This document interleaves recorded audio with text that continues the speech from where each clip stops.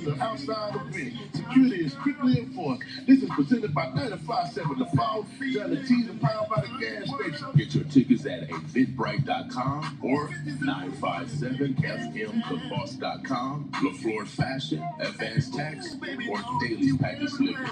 Blues and Barbecue, a Southern soul vibe, are proud supporters of KOWN 95.7 The Boss. Get ready, Omaha. Celebrate the 5th anniversary of the Omaha Freedom Festival, a love and laughter event. Enjoy live music by platinum R&B group Silk, comedians HaHa Davis, Bubba Dub, and Skeet Carter vibe with DJ Chain. Hosted by Kenny Howell and Josh Jones, June 14th at the Malcolm X Outdoor Event Center in Omaha. Tickets available at OmahaFreedomFestival.com or in person at LaFleur's Fashion. Omaha Freedom Festival, 5 years empowering North Omaha. Hey, what's going on, y'all? Welcome to the Big Fish Show. I'm your host, Myron Pierce, and I cannot believe it is already a week and some change to be back with y'all. Hey, if you are listening to us by radio, I want to say, number one, thank you so much for joining us. It's a privilege to be here on this side of heaven. So shout out to my big brother, William King, for always extending the right hand of fellowship to allow me to come back every single week to the Big Fish Show. Now, if you are joining us via Myron Pierce or on the pond via social, hit that highlight, hit that followers, and let's join in on a conversation that's going to be super dope today, heart-wrenching, and yet hopeful, I believe. If you're joining us by 95.7 socially, I want to say welcome. Hit that highlight, hit that follower in the comment section, and we're going to get it in today. You may be saying, Myron, what is the Big Fish Show? If this is your first time joining me, I'm so glad you asked. Here's what I recognize. In today's world, there's a fight for primarily two concepts in your life. There's the fight to keep your hope alive, and then simultaneously there's a fight to prevent you from becoming fully who you were meant to be in terms of your potential. And so when we think about the Big Fish Show, I'm here for one reason only every single week, that you and I leave with more hope and more possibility that we could unlock our potential at levels that we have yet to attain, whether that's in life, whether that's in business, or whatever. It's interesting when we talk about hope, or even being the type of folk that can really unlock our potential. If you are watching and you're not from Omaha, we had a tragedy. We had a tragedy in our community in Omaha, Nebraska. A young man was violently murdered by the Nebraska Douglas County Sheriff's Office. The young Muslim brother name is Janidi Ibrahim. And number one, I'm so thankful for in our community, people like Sherman Wells, Robert Wagner, Tamika Renee, Kasim, Brother Jahi, Senator Terrell McKinney, and Mayor-elect John Ewing, who are and have been some of the most responsive leaders today in our community as it pertains to making sure that those two concepts that I'm talking about is felt and leaned into as a community. Now, if you haven't been following what's been going on, just a couple of days ago, a young 18-year-old kid was, now, mind you, young man who was married with a baby and had just graduated from high school. Then the sheriffs, per their information that they're releasing at this point, was that there were gentlemen who were in a car who ran away, and young brother Ibrahim remained in the vehicle. And then what is being communicated is that shots were fired, and all of a sudden, our brother, Janidi Ibrahim, is no longer living. And as a community, we find that unacceptable. And so I want to start off this broadcast today by all of you who are listening by radio or socially. This is a perfect time to show solidarity. I had this thought on the way to the radio station today. I looked up some stats, and the stats are alarming on the amount of young black men who die at the hands of police brutality. It's interesting because if you look at the data concerning this, it would alarm you that the amount of black communities that are it's interesting. I'm just going to share this with you. I'll share this with you. According to Mapping Police Violence, over 1,200 people were killed by police in 2024, marking the highest number in the past decade. Black Americans accounted for approximately 28% of these deaths, despite representing about 13% of the U.S. population. This translates to an average of roughly 336 black individuals killed by police annually, or about 28 per month. Let that sink in. 28 black individuals per month are killed in America. And this disproportionate trigger of events that are happening at the hands of our black brothers and sisters should be sounding an alarm to every single person, whether you're black, whether you're white, whether you're brown, whether you're red, whatever your ethnic background is.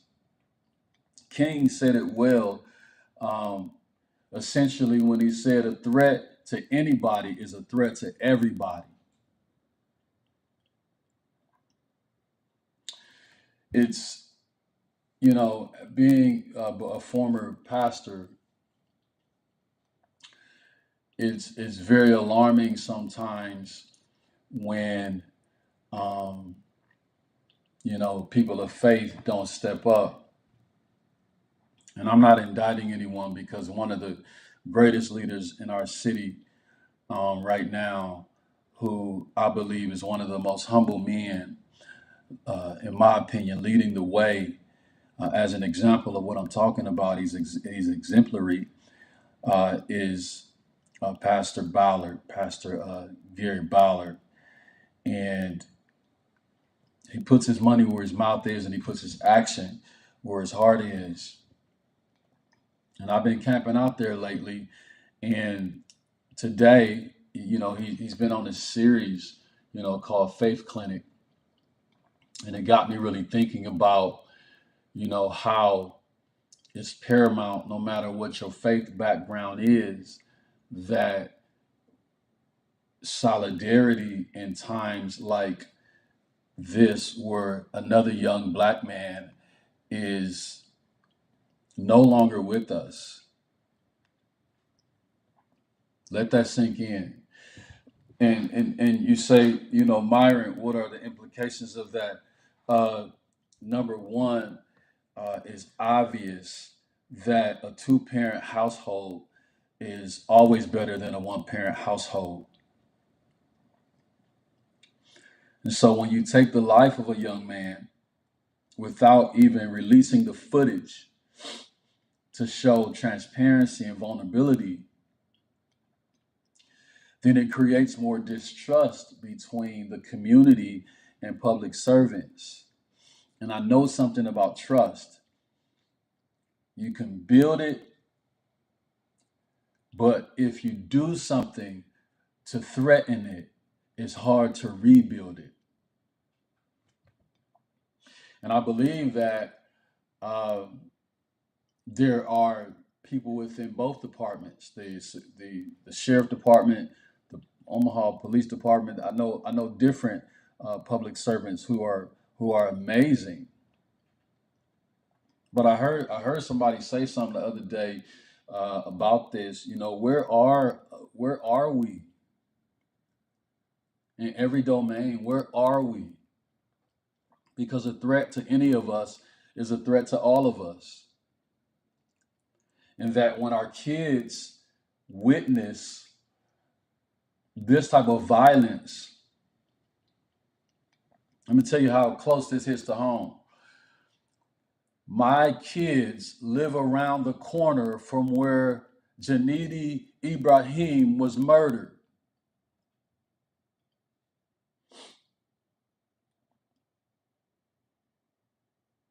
Not to mention all the other little babies that are on that block and the trauma that the neighbors had to witness.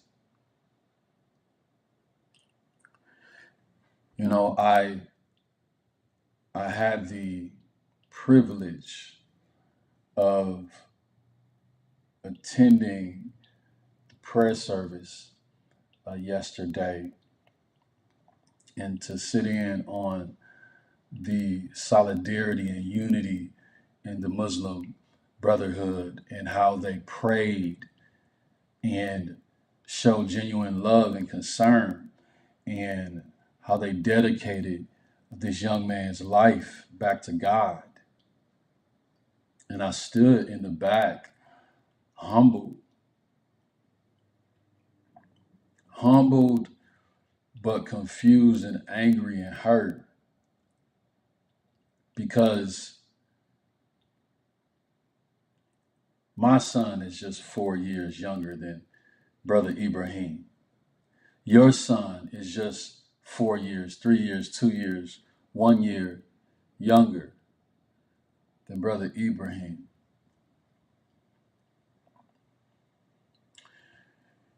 And so I have this deep-seated frustration and anger that many people in the community has across the country.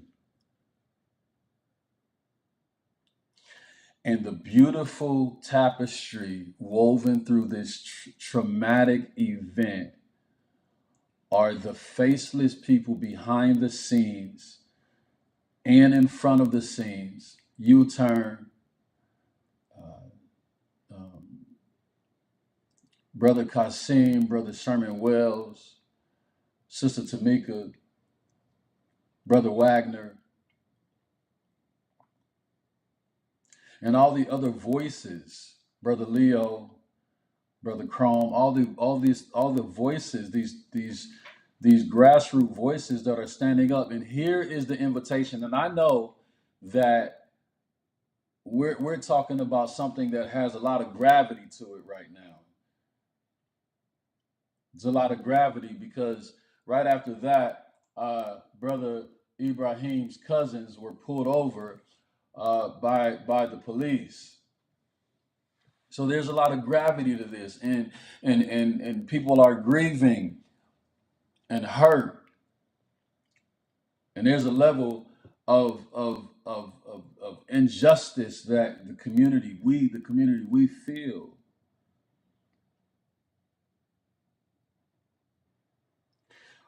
On the Big Fish Show, I want to remind you that you're not alone. That there are hundreds of people, those of you who are directly related to Brother Ibrahim, that there are hundreds of people that are praying for you, standing with you, believing in you. And we offer our condolences to you because his life matters. His life matters. And Brother Ibrahim, even though I didn't know him, only by way of reputation and social media, one thing I knew about him, I don't know him, but just by observation, is that he seemed to be a man of responsibility. That there are only 3 points that I really even know about this young brother. 4, 5 of them. The number one, he was young. And for me, that represents the future. That there are so many futures that are living and breathing under our roof, and somehow mamas and dads have this fear and anger that these futures that they're raising, that we're raising, somehow won't make it to a future that's so preferred and so successful because we fear or we're angry about how systems have been created to criminalize young Black men and women in our community. And that is an atrocity and an indictment, and it's genocide. I know it's heavy today. But what's hopeful on the other side, I have to point out the hope piece. I have to. Because these two mutually exclusive concepts exist between grief and hope, and the distance between them is just mayhem and disparity and pain and agony and uncertainty when you have lost someone close to you at the hands of public servants who say they're here to serve and protect, and yet has yet to release any type of footage demonstrating transparency. You have lost the trust of your constituency, and venture to say has never had it. But what I gather from Brother Ibrahim's life is, yes, he had a future, and it gives me this hope that there are many of you who are listening, and you're raising young futures in your under your roof, and I want to encourage you to not allow fear to rule you. That the same dreams that you had when you had your babies are the same dreams that can move forward. And if it perhaps doesn't land the way that it's supposed to land, then guess what?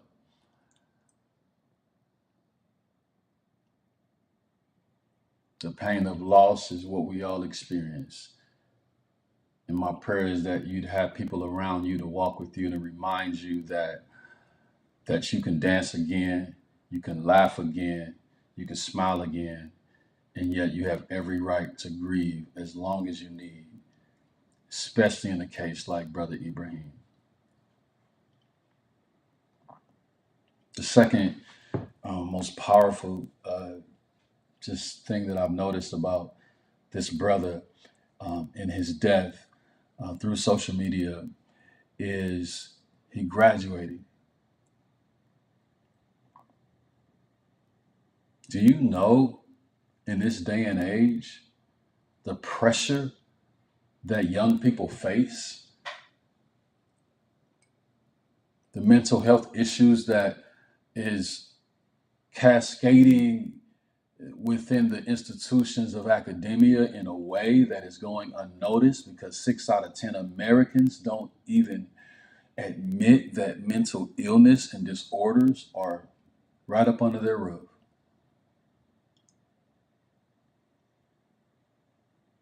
But despite this young brother's climate in the school that he ultimately graduated from, the temptations, right? The barriers. Come on, y'all know that he would be able to walk across the stage. You know what that did for his family? You know what that did for people in the audience? It gave them hope that if young Ibrahim can graduate, I can graduate too. I can do that. And again, y'all, I'm not, I don't know the brother, but I know the brother because he's a brother who died at the hands, was killed at the hands, murdered at the hands of a sheriff who has not yet revealed the footage to even allow us to assess the situation, to give the family some closure, to give the family some understanding, to give the family some direction. Everyone should be outraged.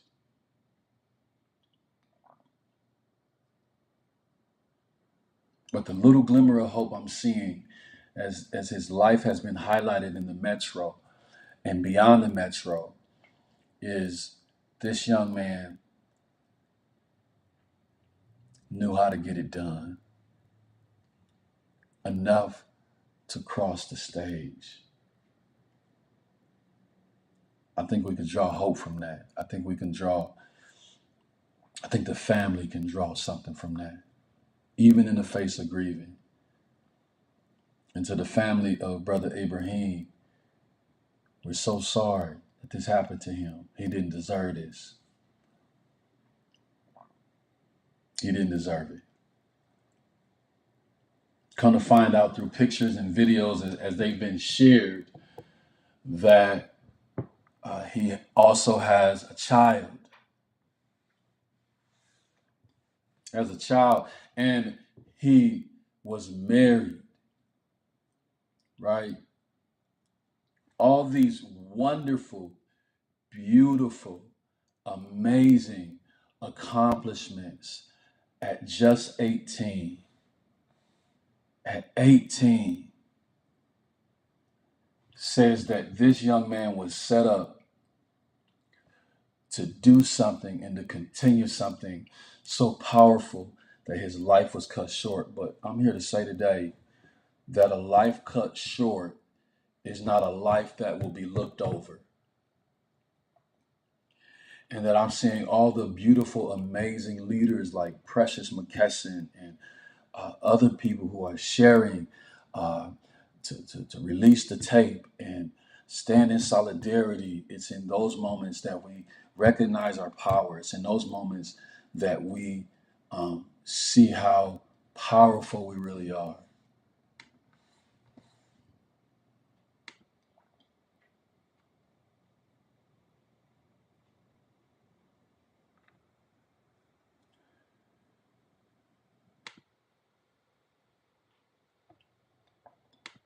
So I want to go to a break and going to come back and give you a part 2 to this.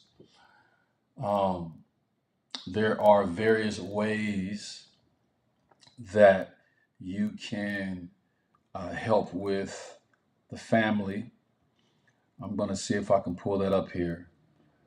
Going to be various ways that you can help with the family. Let me see.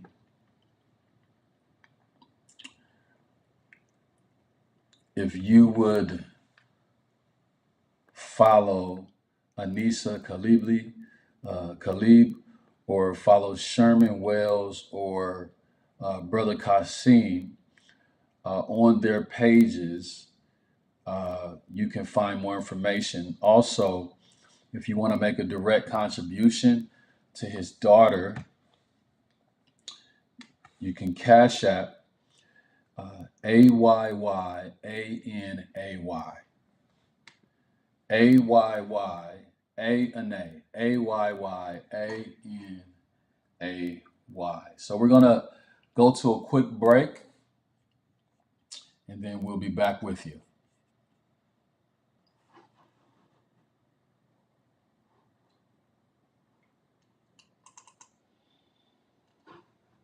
The flu season is still here and will last through April.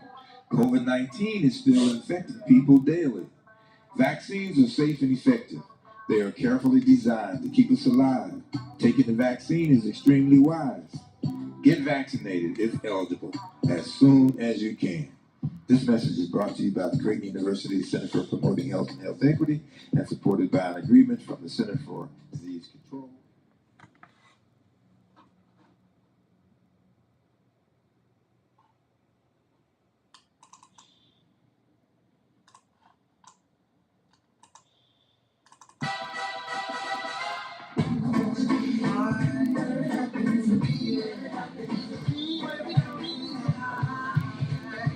Hamilton is coming.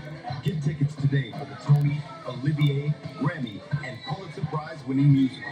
It's the story of America then, told by America now. Hamilton in Omaha at the Orpheum Theater from May 7th to the 18th. Get tickets at ticketomaha.com. The flu season is still here and will last through April. COVID-19 is still infecting people daily. Vaccines are safe and effective. They are carefully designed to keep us alive. Taking the vaccine is extreme. Hey, yo! Out of this world, man. Oh, yeah. Different orbit, man. I'm talking about, like, cosmic. For sure. Let's slide this thing out with it. You cannot stop me. I'm going cosmic. The follow my commas, I'm spitting like llamas. Don't read all the comments. I'm stacking my commas. Stacking my commas. You cannot stop me. I'm going cosmic. Man, I grew up in the six. Project Lit, busy lit. Daddy was gone, had to boss up on my own. Danny Ray was a stunner. I was in the back of the coma, just a little younger. On the block trying to get it in the summer. Running with the gunners. Till I got caught with the burner. Took me downtown for some questions. Ain't no rad, let me get the stepping. They put me in the jungle. Grew nuts like Dumbo. Made it out the condo. And I live humble. God, if you change me, I'ma go a hundo. God, if you change me, I'ma go a hundo. You cannot stop me. I'm going cosmic. So follow my commas, I'm spitting like llamas. Don't read all the comments. Stuck in my commas. Stuck in my commas. You cannot stop me. I'm going cosmic. So follow my commas, I'm spitting like llamas. Don't read all the comments. Stack on my commas. I stack on my commas. You cannot stop me. I'm going cosmic. So follow my commas, I'm spitting like llamas. Don't read all the comments. Got God at the center. Holding the help cause I know I'm a sinner. Told me that I'm winning. Get knocked down, but I come back to tending. I'm on a mission. Putting my bulls in position. Right through a clinic. I'm fully authentic. I start what I finish. I said that I needed it. It's not a game. Too many people in need of his name. He on the throne and want you to change. Do me a favor and put some respect on his name. I do the same. Stay in my lane. I'm a line of tame. Ain't looking for fame. I done struck gold. I'm rocking with haters who know how to go. Busting out scriptures. I get in the wisdom. I need to go get it. I'll pay attention. Get all that hating up out of your system. Never would've made it. Man, I got a juice from the 80s. 16, man, had a baby. God had a plan, but he can't save me. Never would've made it. Man, I got a juice from the 80s. 16, man, had a baby. God had a plan, but he can't save me. You cannot stop me. I'm going cosmic. So follow my commas, I'm spitting like llamas. Don't read all the comments. Stacking my commas. Stacking my commas. You cannot stop me. I'm going cosmic. So follow my commas, I'm spitting like llamas. Don't read all the comments. Stack on my commas. I stack on my commas. You cannot stop me. I'm going cosmic. So follow my commas, I'm spitting like llamas. Don't read all the comments. Back here with y'all, man. Big Fish Show, 95.7 The Boss. If you are listening by radio, thank you so much for joining us. It's been a heavy conversation today. If you're watching me by social media, I want to say what's up. Shout out to my big brother, William King, for always holding it down. Give him a shout out right here at 95.7 The Boss. Y'all go ahead and say what's up to him, man. He's been an inspiration to me. He's been an inspiration to my life, and so thankful. Hey, if you're just now joining us, we have been talking about young Ibrahim, the young brother whose life was cut short. The videos, the tape has not yet been released, and the community, we're saying, hey, We need you to release that, and it hasn't been released. And we've just been spending a couple minutes reflecting on this whole scenario, this whole situation. And what I can say is this is a heavy blow, and it's a heavy hit to the community. But I want you to know that we're still standing, and we're going to continue to stand, and we have history to remind us of our resilience. I want you to write that down and put that in your phone. Your history is proof enough of your resilience. It's proof enough that you can be knocked down and get back up. It is proof enough that regardless of what happens to you, you're going to make it. Again, if you are looking to donate to Brother Ibrahim's daughter, you can Cash App money to AYYNAY. Let's show some love. Let's show some support. You know, this is close to home for me in a different way, but in a similar way, in that this last conversation we've been having over the last 30 minutes has been around at the hands of police and the sheriffs, and the history that that this country has, right? It's no secret, it's bloody.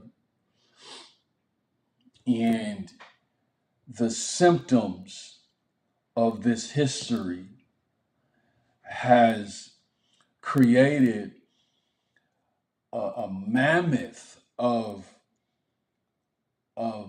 crime and poverty and downright injustice.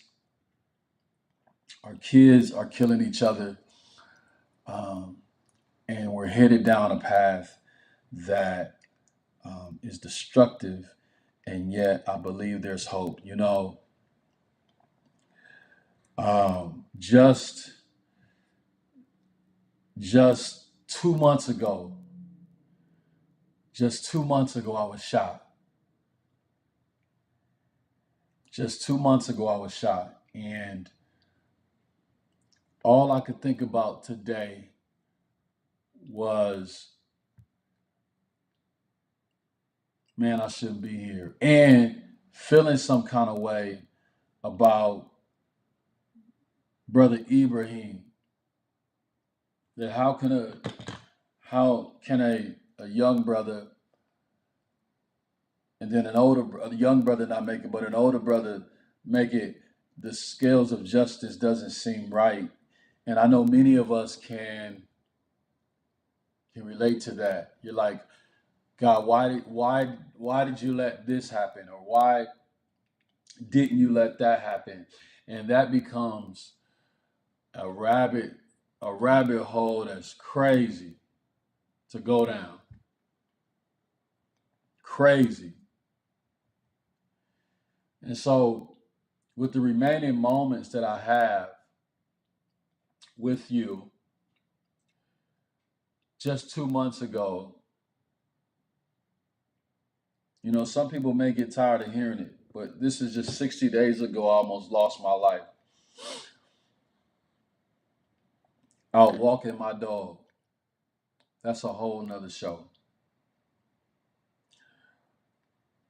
And I look up, and there's bullets flying at me, and one hits my face, hits my shoulder, grazes my back. All this has happened in our community, from police killing our people to us killing us, or us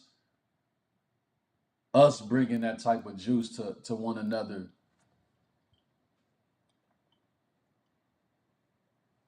To where it's almost, for a young black man in places like Omaha, Nebraska, is absolutely alarming.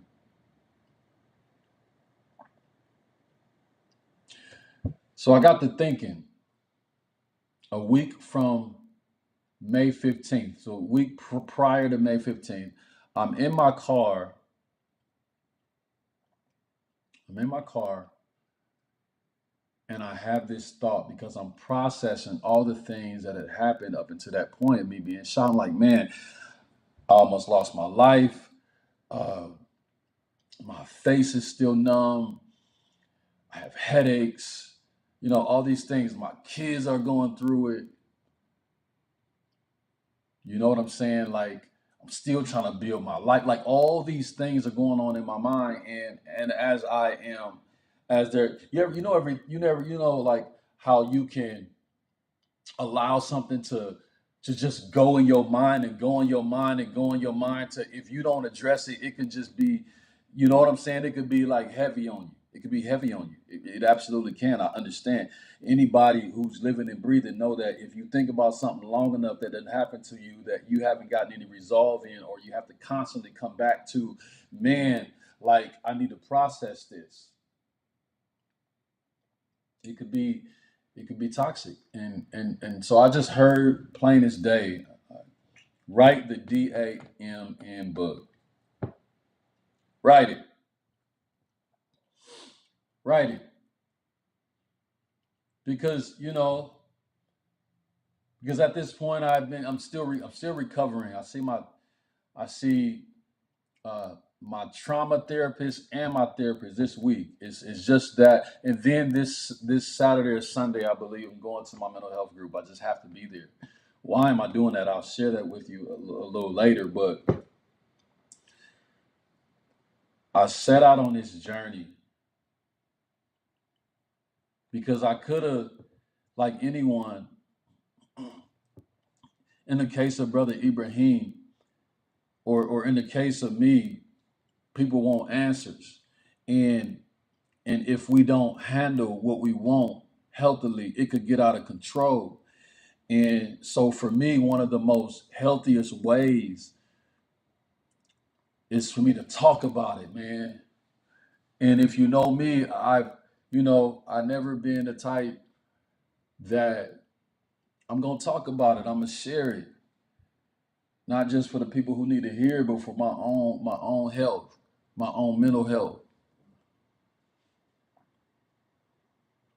So I gave myself 7 days to write a book, to launch a book, and it's not a big book. It's one you can read in an hour. I literally called it "Write the DAM Book: How Surviving Gun Violence Changed My Life and Inspired a Mission of Hope." I said something in the introduction.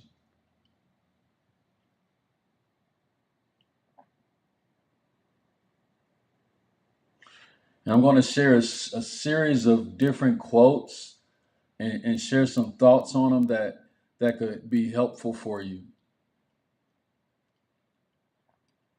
And hopefully you can go buy it. It's on the pond, OWN the pond network.com/book. Go get it, man. It's worth it. In my introduction, here's what I said.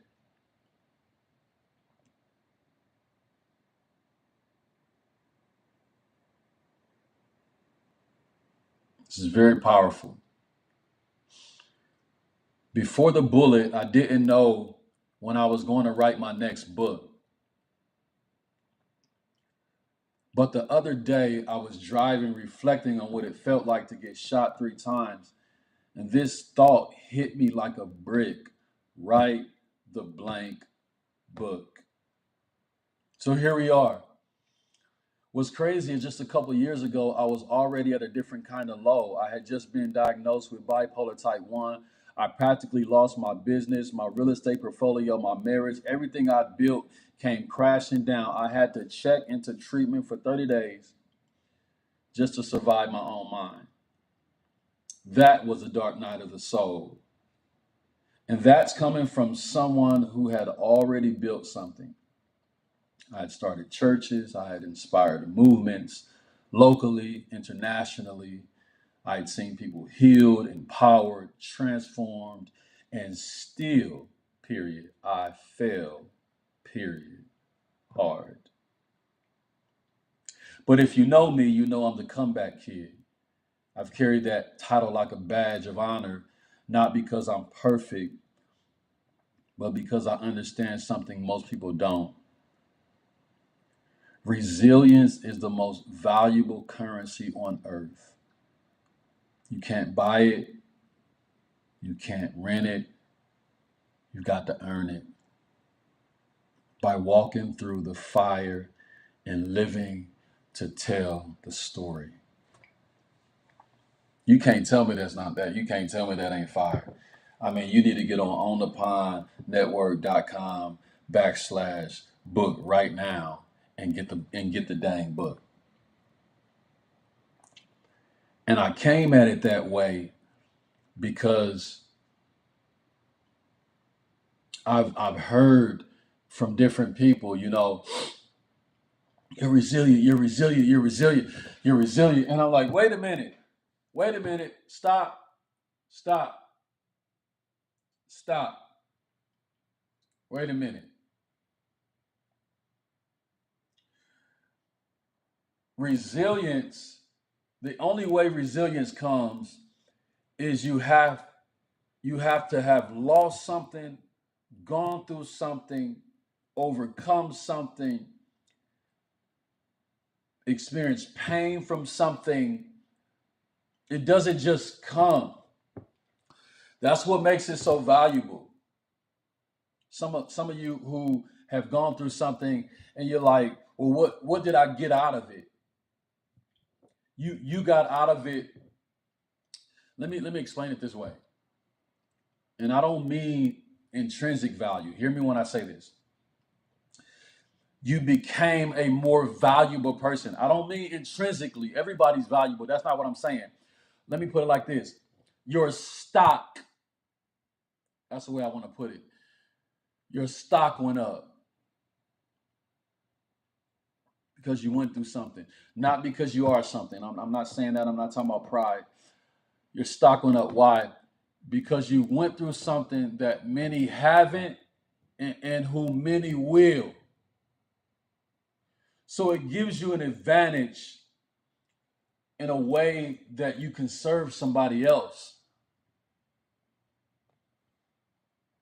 So in a real way, when you and I look back over our lives and I say things like, I became bipolar, or I grew up in the hood, I grew up in the projects, I did 7, 8 years in the penitentiary, I did 20 years in the system, product of a failed marriage, like all these different things, and we can look back over that and be like, oh, boo-hoo, victim, victim, victim, victim, but the reality is like when you realize that what you went through has created such a resilience in you that can't be bought, but that can only go, you can only go through it to get it.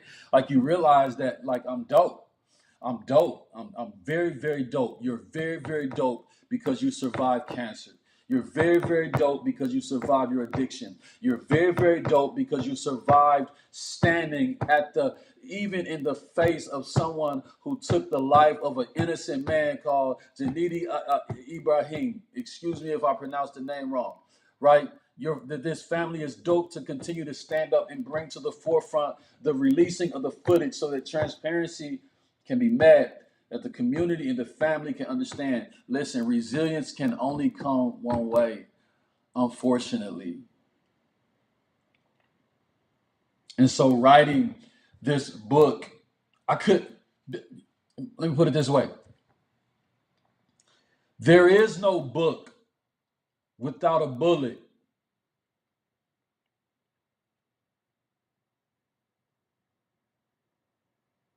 There is no book for Myron Pierce without a bullet.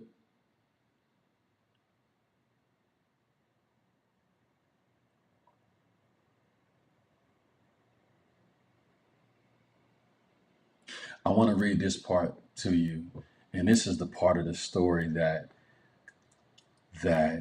you might not have heard. And then I'll land it. And then you're going to go online and get the book because it's that blank good. Okay?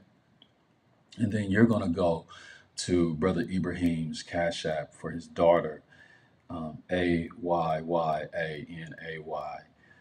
so that we can support this baby. Okay, let me read this to you. This is chapter 1, just a small chapter. Listen, March 25th, 2025. The date that date changed my life forever. Why? Because that's the day I almost lost it. Earlier that day, my co-parent called and asked me to take our younger son to his baseball practice. She had a prior engagement, and being the father I am, of course, I said yes. If you've ever been to a baseball practice, you know it's long and drawn out. So I didn't grow up loving baseball, but I'm learning to enjoy it through my sons.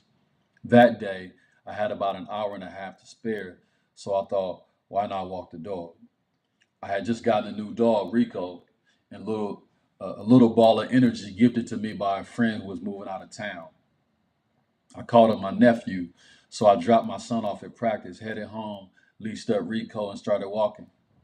Simple, peaceful, just me and my dog, catching rays, meditating, reflecting, and for a moment, it felt like freedom. We hadn't gone more than a block or two when I ran into my neighbor who was walking his two dogs. And Rico did what dogs do, right? Sniff butts. We laughed and talked. It was a beautiful sunny day in North Omaha, one of those days where community feels like what it's supposed to feel like. Neighbors talking to neighbors, connection, safety. After we wrapped up our convo, I kept walking. Rico and I were in rhythm. Then I noticed a car driving by. Something felt off. Cold, dark, and grimy. The kind of feeling you don't shake easily. I believe that was God warning me. A minute or so later, everything shifted. I heard a screech, sharp, fast, like the sound you'd hear at a NASCAR event right as the race begins. My head snapped up. A car sped towards me. Windows tinted black. I couldn't see who was inside, just a flash of light from a gun. That was the moment I was shot in the face. I didn't freeze, I moved. I turned hard to the right, running in an S curve, trying to throw off the shooter's aim, praying that would be the only shot fired. Then I screamed, "Help!" Another shot rang out. Boom. This time it hit my left shoulder, tearing right through the scripture tattooed on my arm, Jeremiah 29:11. That verse means everything to me. When I was facing 14 to 30 years in prison as a juvenile, it was that very scripture read inside a jail cell that saved my soul. For I alone know the plans that I have for you, declares the Lord. And now a bullet had ripped right through it. I kept running. A third shot grazed my back. Then came 10 more. I didn't know how bad the damage was. My face was bleeding, my shoulder burned. I couldn't tell if anything hit my head, but I knew one thing. I wasn't ready to die. So I'm running through the neighborhood, house to house, screaming, "Somebody help me." No one came. I was hyperventilating, bleeding, terrified, praying, "Dear God, please don't let me die like this." I pounded on one house, weak and fading. My voice was getting softer, fainter. I took a few more steps, stopped in another yard, and screamed one last time with everything in me. Help. Finally, someone came. A woman stepped outside and shouted, her name's Brandy, she's my angel. She shouted, "You came to the right house, baby, I'm a Christian." She began to pray out loud, calling heaven down. Another woman came out, panicked but focused, and called 911. A man joined them and made another call. I stood there, hands up, refusing to fall, and that woman kept urging me to lay down, but I couldn't. I knew if I hit that ground, I might not ever get up, so I stood, leaking from my face, flesh burning, surrendering to God. The ambulance came fast. First responders, "Do you know your name, your age, your phone number?" I answered every question, fully coherent and fighting. And as they lifted me into the ambulance and sped towards the hospital, I whispered to one of the medics, "Please don't let me die. I'm a human being." He looked me dead in the eye and said, "Mr. Pierce, today, you're not going anywhere." And I held on to that because I should be dead, but I'm not. I know there's a lot of pain in our community. I've experienced it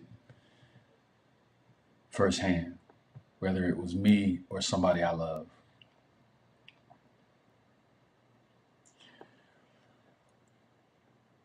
So for those of you who knew Brother Ibrahim, you're affected by him, and it's unfortunate. So on today, as I celebrate 2 months of nearly losing my life, I also grieve and send my condolences to the Ibrahim family. Here's my encouragement. Keep your hope alive. The best you've got is one another, and Allah, God, Jesus Christ. However you choose to demonstrate your faith, that's for you to decide. But I pray that you will find comfort in knowing that you're still standing, that you're going to make it. Life's not over. Even if it's raining, storming over your life, here's what I fundamentally believe.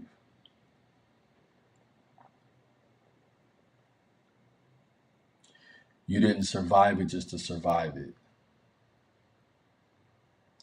You survived it to tell it so that somebody else could hear it and find the same hope you now have or will have while they're at the beginning of their storm. Thank y'all so much for rocking with me. Go to onthepondnetwork.com/book. Get that book, read it, get encouraged. Cash App, Brother Ibrahim's daughter for support. Again, it's $AYYANAY. Thank y'all so much, and I will speak to y'all next week.